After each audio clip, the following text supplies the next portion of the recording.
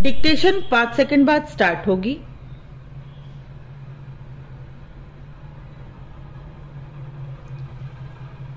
महोदय, हमें यह विस्मृत नहीं करना चाहिए कि गांव का खेतिहर मजदूर या छोटा किसान केवल जरूरतमंद उपेक्षित व्यक्ति भर नहीं है। पूरी व्यवस्था में उसका समान अधिकार है। कहना न होगा कि सच्चे अर्थों में इस अधिकार को अर्जित करते ही पहली सीढ़ी साक्षरता है। यहाँ पहले स्पष्ट कर देना उचित होगा कि साक्षरता से तात्पर्य केवल अंकों और अक्षरों का ज्ञान नहीं है। वास्तव में यह साक्षरता के आशय को सीमित करता है। दूसरे शब्दों में साक्षरता एक वैज्ञानिक दृष्टि और समझ भी है, जिससे अपने आसपास की दुनिया को जाना व समझा जा सके।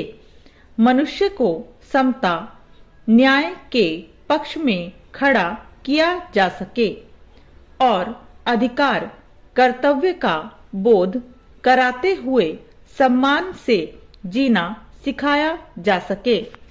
साक्षर होने से व्यक्ति आधुनिक ज्ञान विज्ञान से परिचित हो सकता है और नया हुनर और कौशल सीखकर केवल अपनी आय ही नहीं बल्कि राष्ट्रीय उत्पादकता बढ़ाने में भी योगदान कर सकता है। एक साक्षर समाज में विकास की रोशनी किस तरह फैलाती है, इसका सबसे अच्छा उदाहरण हमारा पड़ोसी देश चीन है। जन्म दर, शिशु मृत्यु दर और स्वास्थ्य संबंधी आंकड़ों पर दृष्टिपात करें तो चीन से बेहतर स्थिति में हमारे देश का एक छोटा प्रदेश केरल है।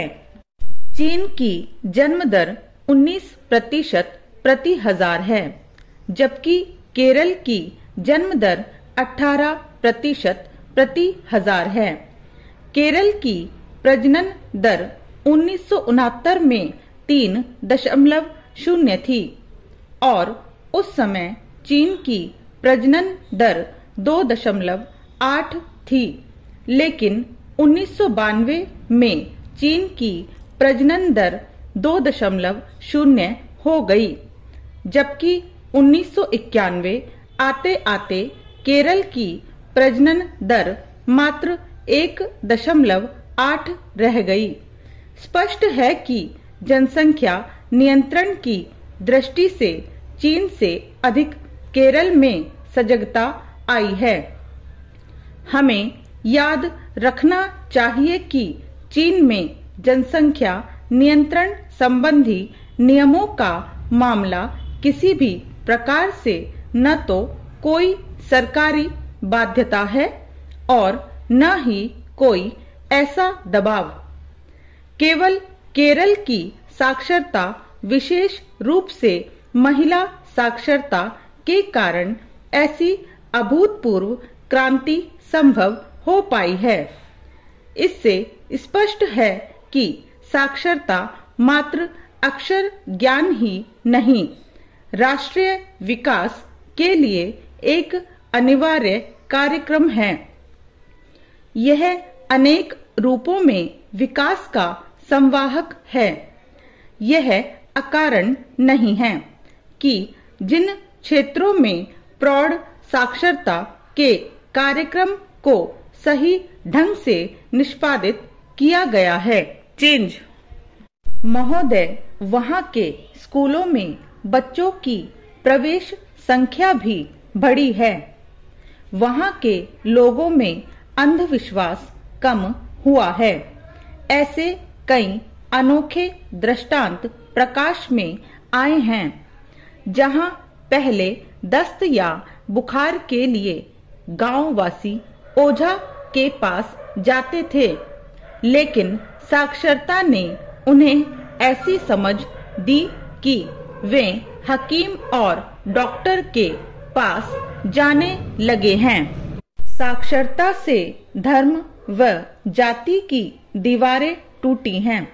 साक्षरता अभियान के दौरान कई ऐसे दृश्य देखने को मिलते हैं जब हिंदू लड़की किसी मुस्लिम महिला को दिए की रोशनी में पढ़ा रही होती है और कोई मुसलमान वयस्क किसी हिंदू बालक को पढ़ा रहा होता है।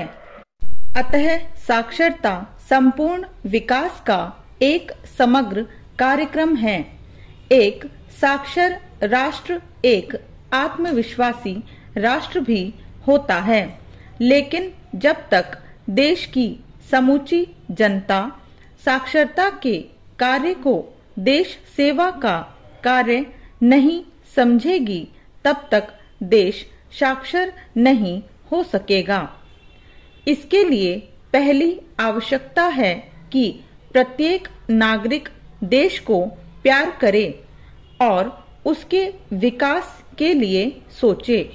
उसके अंतर्मन में जब राष्ट्रीय भाव हिलोर लेगा, तभी साक्षरता उसे राष्ट्रीय मिशन लगेगा। ऐसा नहीं है कि निरक्षरता के अंधेरे को मिटाने के लिए स्वतंत्रता के बाद कोई प्रयास नहीं किया गया। प्रौढ़ शिक्षा कार्यक्रम चलाया गया, लेकिन उसे जन आंदोलन के रूप में सफलता प्राप्त नहीं हुई।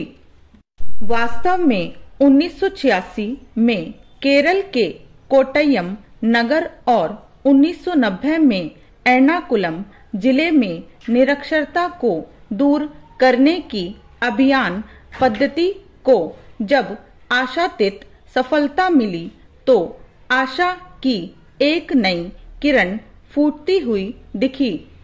इन दोनों जिलों को मॉडल बनाकर संपूर्ण साक्षरता की अवधारणा पर विचार हुआ। 8वीं योजना के अंतर्गत 15 से 35 आयु वर्ग के लगभग 7 करोड़ प्रौढ़ निरक्षरों की साक्षर बनाने का निश्चय किया गया।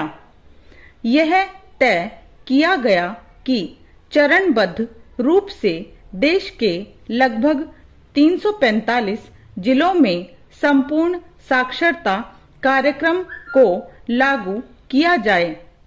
संपूर्ण साक्षरता कार्यक्रम की सर्वाधिक महत्वपूर्ण विशेषता यह है कि इसे स्वयंसेवी प्रयासों के माध्यम से एक आंदोलन के रूप में चलाने का निर्णय लिया गया, ताकि यह सरकारी कार्यक्रम न रहकर जनता का कार्यक्रम बन सके। संपूर्ण साक्षरता की इस रूपरेखा पर सरसरी तौर से विचार करने पर कुछ बिंदु साफ उभर कर आते हैं। स्टॉप।